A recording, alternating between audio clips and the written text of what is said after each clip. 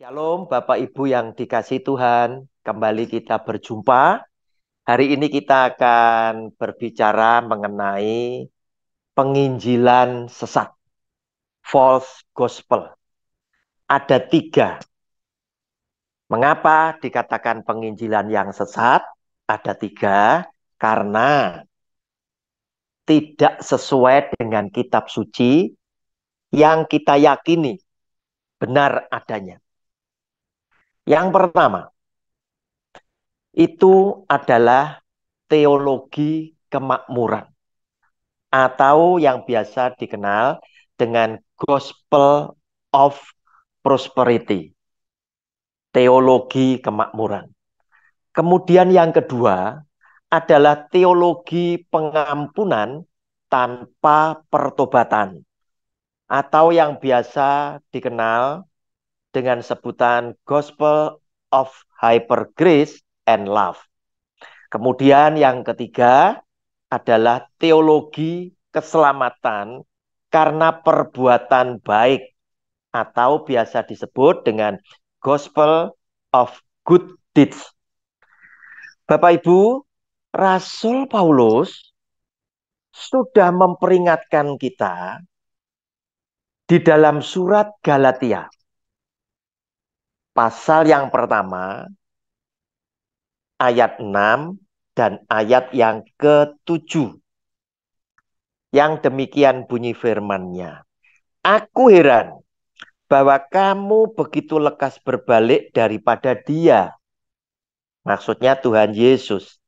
Yang oleh kasih karunia Kristus telah memanggil kamu dan mengikuti suatu Injil lain.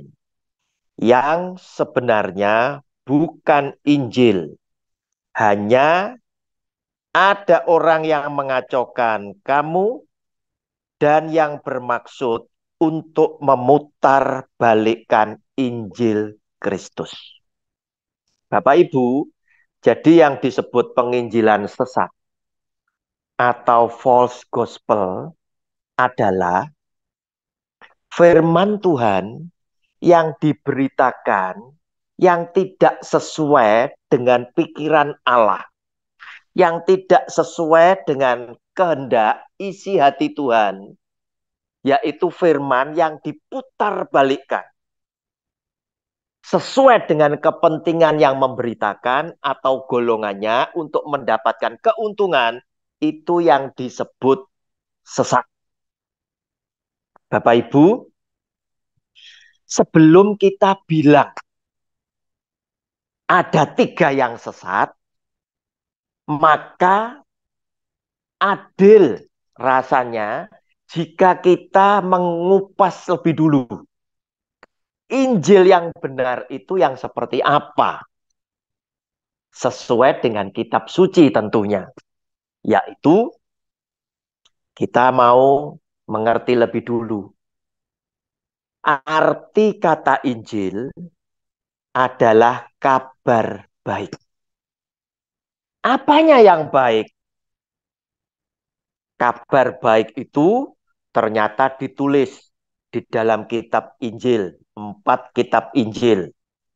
Yaitu Matius, Markus, Lukas, dan Yohanes.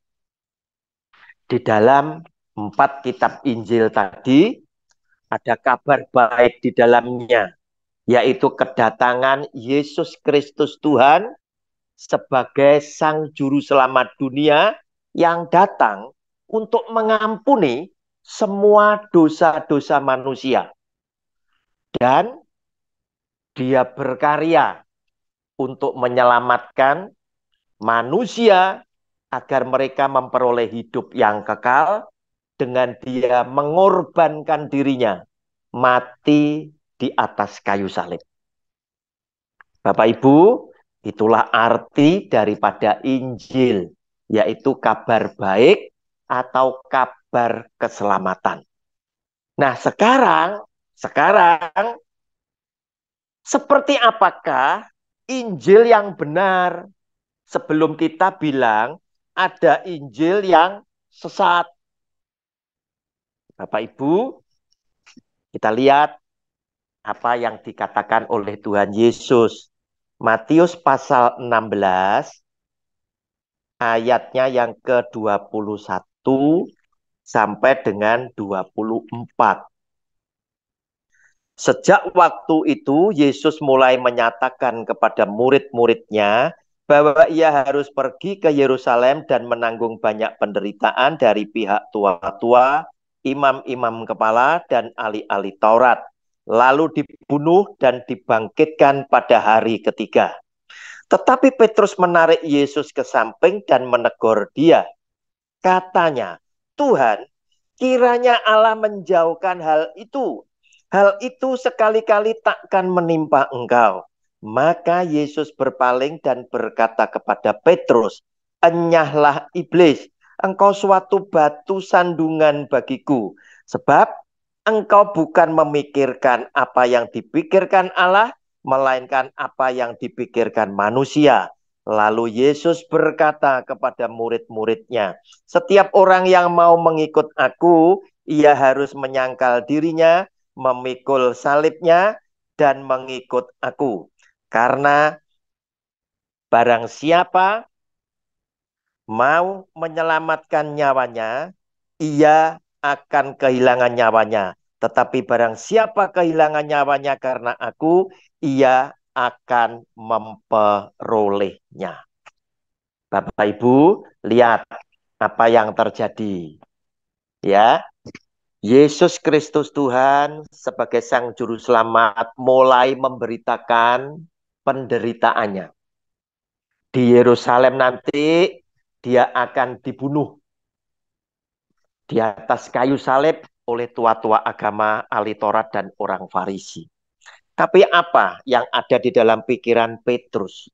Petrus menarik Tuhan Yesus ke samping dan kemudian dia menegur Yesus. Dan dia berkata, hal-hal yang buruk tidak akan terjadi di dalam hidup. Bapak Ibu, kelihatan sekali Petrus membela. Kelihatan sekali Petrus mengasihi Yesus Tuhannya. Namun apa respon daripada Yesus Kristus Tuhan sendiri ketika Petrus menyatakan hal yang demikian? Responnya adalah dia berkata, memaki Petrus, enyahlah engkau iblis, engkau sebuah batu sandungan bagiku, sebab apa yang engkau pikirkan adalah pikiran manusia. Engkau bukan memikirkan apa yang dipikirkan oleh Allah. Nah, Bapak Ibu, berarti Injil yang harus diberitakan adalah yang bersumber dari pikiran Allah, bukan pikiran manusia. Berarti penderitaan buat pengikut Kristus itu mungkin juga bisa terjadi. Sebab Kristus sudah menderita juga untuk melepaskan penderitaan kita dari kebinasaan akibat dosa. Nah, Bapak Ibu, dan Tuhan Yesus berkata, jika kamu ingin menjadi muridku, ada syaratnya. Orang Kristen lupa. Hanya suka menyebut, aku ini Kristen. Bapak Ibu, Kristen bukan agama. Tetapi sebutan Kristen muncul di Kisah Rasul pasal 11 ayat 26, yaitu Kristen disebut pertama kali di Antioquia. Yaitu ketika para murid mengajar jemaat di sana, dan jemaat di sana menunjukkan gaya hidup, sikap hidup seperti Kristus Yesus. Maka orang ini diolok-olok. Mereka disebut dengan Kristen. Jadi Kristen bukan agama, tetapi Kristen adalah gaya hidup seperti Yesus Kristus. Bapak Ibu, jika engkau adalah orang Kristen, maka engkau wajib memiliki hidup seperti Kristus. ketika hidup di tengah-tengah para rasulnya. Karena dia sedang memperagakan hidup yang benar seperti inilah. Nah, dia berkata, kalau kamu ingin menjadi muridku, maka ya Bapak Ibu, kita lihat di dalam ayat ke-24, lalu Yesus berkata kepada murid-muridnya, setiap orang yang mau mengikut aku, ia harus menyangkal dirinya. Yang pertama menyangkal dirinya, memikul salibnya, dan mengikut aku. Apa yang disebut menyangkal dirinya? Adalah orang oleh karena pertolongan Roh Kudus, Anda dan saya dimampukan hidup tidak sombong. Walaupun Anda punya kedudukan, walaupun Anda kaya, walaupun Anda penuh dengan hikmat dan lain sebagainya. Tidak sombong, rendah hati, penuh dengan kelemah lembutan. Anda tetap mau bergaul dengan sesama untuk melayani, bukan dilayani. Itu menyangkal diri. Memikul salibnya, yaitu Anda dan saya oleh karena pertolongan Roh Kudus, kita dimampukan membantu orang lain, memikul beban orang lain yang seharusnya bukan bagian kita. Kita adalah orang yang masih berani take over kesulitan orang lain, walaupun kita mungkin juga ada di dalam keadaan yang kurang bagus. Itu memikul salib untuk orang lain. Sama seperti Yesus Kristus Tuhan, pikul salib, gantikan saudara dan saya. Dia tidak berdosa, tetapi karena dosa kita, dia gantikan kita. Kemudian, mengikut aku, yaitu oleh karena pertolongan Roh Kudus, saudara dan saya dimampukan mengikuti teladan hidup Yesus Kristus Tuhan, mengikuti gaya hidup Yesus Kristus Tuhan yang hidup di dunia, walaupun dia adalah Allah yang maha kaya, dia hidup sangat-sangat sederhana. Walaupun dia maha kuasa, tetapi dia datang bukan untuk dilayani, tetapi dia datang untuk melayani. Saudara, itulah yang diminta oleh Tuhan. Nah, Bapak Ibu, itulah Injil yang Yesus Kristus Tuhan ya mau saudara dan saya beritakan.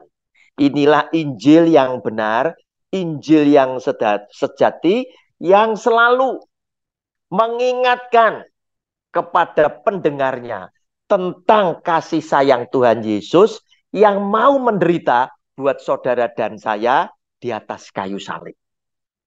Nah, Bapak Ibu, dan mengingatkan saudara dan saya, jika kita menjadi pengikutnya, maka kita harus menyangkal diri, memikul salib, dan mengikut dia. Oleh karena itu, tidak salah jika Petrus memberikan kesimpulan pada 1 Petrus pasal yang kedua, ayatnya yang ke-19 dan sampai 21. Sebab adalah kasih karunia jika seorang karena sadar akan kehendak Allah menanggung penderitaan yang tidak harus ditanggung. Sebab dapatkah disebut pujian jika kamu menderita pukulan karena kamu berbuat dosa? Tetapi jika kamu berbuat baik dan karena itu kamu harus menderita, maka itu adalah kasih karunia pada Allah.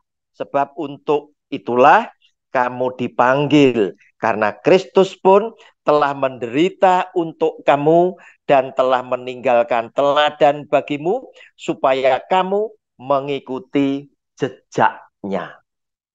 Nah, Bapak Ibu, inilah Injil yang benar. Yaitu kita mau juga mengikuti hidup Tuhan Yesus, ikut menanggung penderitaan Kristus di dalam kehidupan kita. Sekarang kita membahas bagian yang ketiga. Teologi sesat yang ketiga yaitu teologi keselamatan karena perbuatan baik. Bapak Ibu, teologi ini banyak diikuti oleh mereka-mereka yang berada di luar kekristenan. Kebanyakan mereka yakin yang penting itu orang hidup tidak merugikan orang lain. Yang penting orang hidup tidak menyakiti, menyengsarakan orang lain. Itu sudah cukup buat mereka, yaitu karena mereka punya kesimpulan perbuatan baik mereka akan mendatangkan keselamatan. Bapak Ibu, bicara tentang keselamatan, saya lebih suka menyerahkan sepenuhnya ada di dalam tangan Tuhan karena dialah yang punya kuasa 100%. Jadi, di dalam video saya kali ini, saya hanya ingin sekali mengajak penonton yang belajar lewat video saya kembali kepada Alkitab. Bagaimana kita orang yang beriman itu bisa diselamatkan.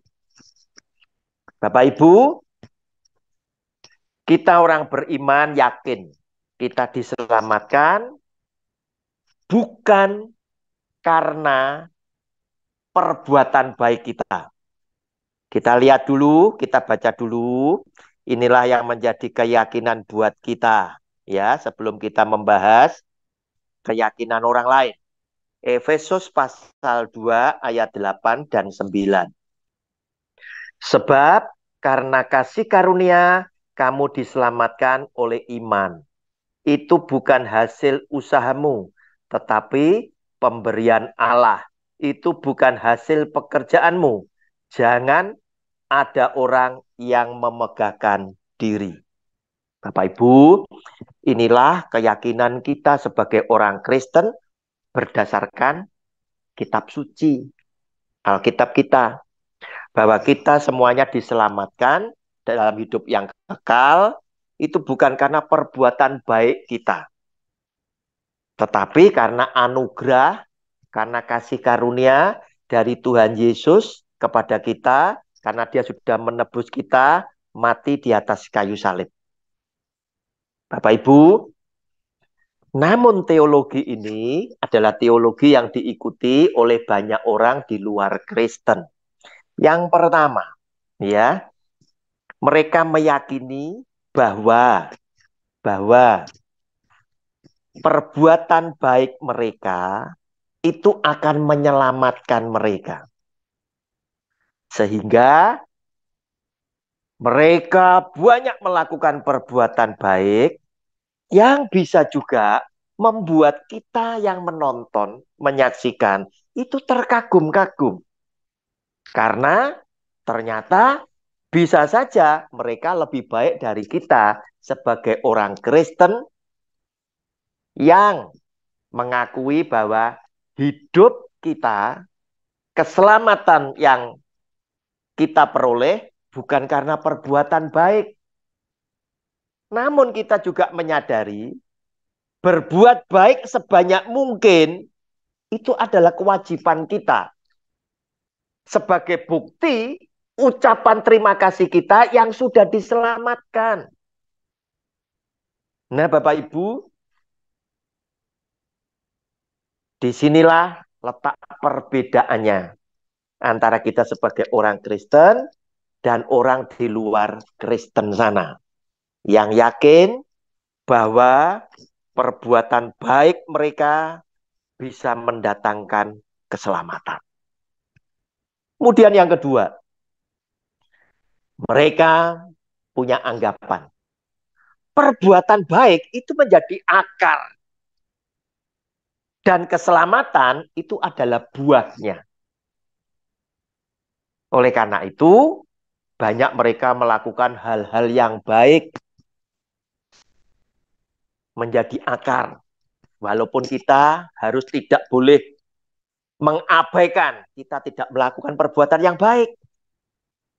Tetapi mereka juga banyak melakukan perbuatan yang baik. Mereka juga berderma, menyumbangkan harta bendanya, menolong orang yang lapar, menolong orang yang susah. Dan bahkan banyak juga perilaku-perilaku mereka yang mengagumkan. Yang mungkin kita tidak bisa lakukan. Khususnya pada saat ada bencana alam. Pada saat ada COVID-19.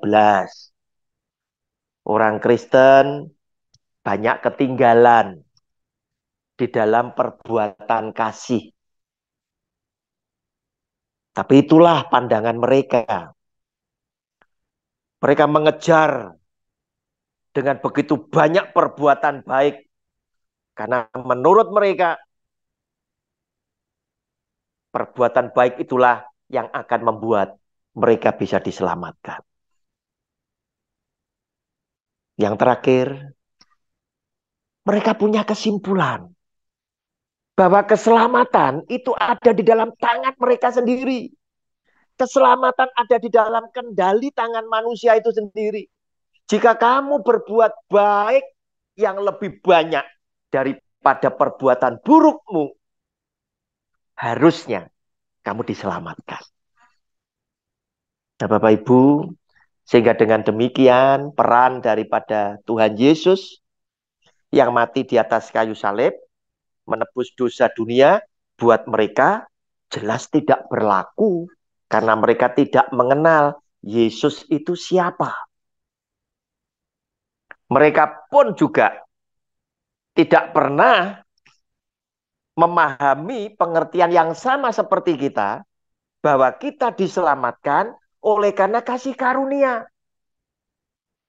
yang diberikan oleh Tuhan Yesus kepada kita. Oleh karena kita beriman kepada Dia. Sebab orang Kristen berpikir, hari ini aku diampuni. Mungkin besok aku bisa berbuat dosa. Dan manusia yang terdiri daripada daging, yang lemah ini tadi, adalah orang yang rentan berbuat dosa.